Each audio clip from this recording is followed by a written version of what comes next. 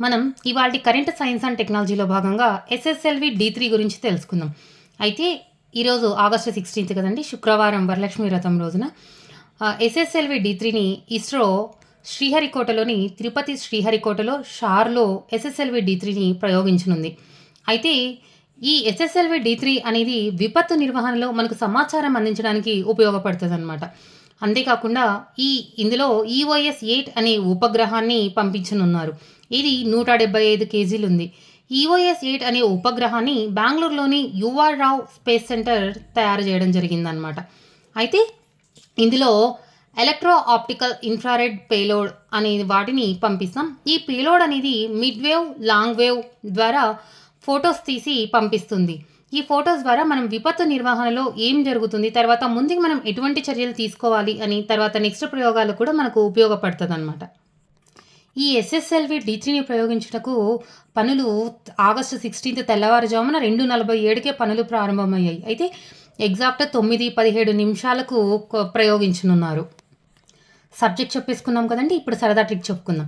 అంటే ఎస్ఎస్ఎల్వి డి3 అనమాట. సో తిరుపతిలో ఒకరింట్లో వరలక్ష్మి వ్రతం జరుగుతూ ఉంటుంది.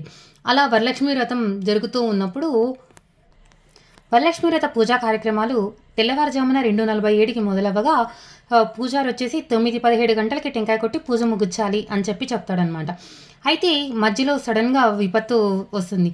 ఈ విపత్తు వచ్చినప్పుడు శ్రీశైలవాస నీకు 3 టెంకాయలు కొడతాను తండ్రి అని చెప్పి అతను పూజ చేసి అతను దేవుణ్ణి మొక్కుంటాడనమాట. అయితే తర్వాత ఆ విపత్తు అనేది కంట్రోల్ కాకపోవడంతో ఇతను చాలా బరువుగా ఉంటాడు. 175 కేజీలు ఉంటాడు. సో ఇతను టెన్షన్కి తట్టుకోలేడనమాట. సో బ్రీతింగ్ ప్రాబ్లం వచ్చేస్తుంది. వెంటనే పక్కనే ఉన్న యుఆర్ఆ వచ్చేసి ఆక్సిజన్ సిస్టమ్ని అందిస్తారు. ఈ ఆక్సిజన్ సిస్టమ్ని అతను 8 సార్లు పీల్చుకుంటారు. అయినప్పటికీ కూడా అతనికి క్యూర్ అవ్వదనమాట. సో వెంటనే హాస్పిటల్కి తీసుకొని పోతే ఎలక్ట్రిక్ షాక్ ఇస్తారు. షాక్ ఇస్తానే బాడీ మొత్తం రెడ్ అయిపోతుంది. బాడీ మొత్తం రెడ్ అయిపోయిన తర్వాత మధ్యలో ఒకసారి మెలకువ వస్తుంది. తర్వాత మిడిల్లో ఒకసారి మెలకువ వస్తుంది. తర్వాత ఆఫ్టర్ లాంగ్ టైం పూర్తిగా కోలుకోవడం అనేది జరుగుతుంది. అర్థమైందా? ఇది సింపుల్ సరదా ట్రిక్ అనమాట. ఇప్పుడు దీన్ని ఎలా అంటే చూడండి, ఎస్ఎస్ఎల్వి డి3 అనమాట. సో మనం తిరుపతిలో ఒకరింట్లో వరలక్ష్మి వ్రతం జరుగుతుంది. శుక్రవారం తెల్లవారు 2:47 కంతా పనులు ప్రారంభమయ్యాయన్నాం. అంటే మనకి ఇస్రో శాటిలైట్ని లాంచ్ చేసే టైం కూడా పనులు ప్రారంభించింది 2:47కి. ఎగ్జాక్ట్ టైం వచ్చేసి 9:17కి అనమాట. తర్వాత ఇది దేనికోసం మధ్యలో విపత్తు వచ్చింది అన్నాం. అంటే ఇది విపత్తు కోసం మనం విపత్తు గురించి సమాచారం అందించడం కోసం ఈ ప్రయోగాన్ని నిర్వహిస్తూ ఉన్నాం.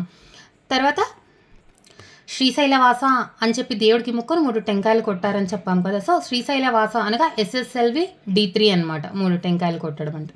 తర్వాత అతనికి బ్రీతింగ్ ప్రాబ్లం ఆడదు. 8 టైమ్స్ ఆక్సిజన్ పీల్చుకుంటాడు యువరావ్ ఆక్సిజన్ సిస్టమ్ ఇస్తే అని అన్నాం. అంటే ఈఓఎస్-8 అని శాటిలైట్ అనమాట. ఆక్సిజన్ సిస్టమ్ అనగా ఈఓఎస్-8 ఆ యువరావ్ అందించారంటే దాన్ని యువరావ్ స్పేస్ సెంటర్ తయారు చేయడం జరిగిందనమాట. అయితే ఈ శాటిలైట్ ఈ ఉపగ్రహం అనేది ఈఓఎస్-8 ఉపగ్రహం 175 కేజీలు ఉంటుంది.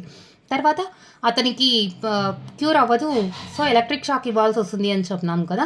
సో అందులో ఎలక్ట్రో ఆప్టికల్ ఇన్ఫ్రారెడ్ అనేటువంటి పేలోడ్ని యూజ్ చేస్తామన్నమాట. సో అందుకే అతనికి ఎలక్ట్రిక్ షాక్ ఉపయోగించుకొని బాడీ మొత్తం రెడ్ అయిపోతుంది అన్నాం. So electro optical infrared. తర్వాత ఇందులో అతనికి మిడిల్లో ఒకసారి మెలకువ వస్తుంది. దాని తర్వాత లాంగ్ టైంకి అతనికి కోలుకుంటారు పూర్తిగా అని చెప్పినాం. సో ఈ పేలోడ్ అనేది మిడ్ వేవ్, లాంగ్ వేవ్ అనమాట. వీటిలో ఫొటోస్ తీసి ఫొటోస్ అన్ని క్యాప్చర్ చేసి పంపిస్తుంది. దేని గురించి? విపత్తు సమాచారం గురించి అనమాట. దాన్ని బట్టి మనం చర్యలు తీసుకోవడానికి తర్వాత తదుపరి ప్రయోగాల కొరకు మనం ఉపయోగించుకోవచ్చు. అర్థమైంది కదండి.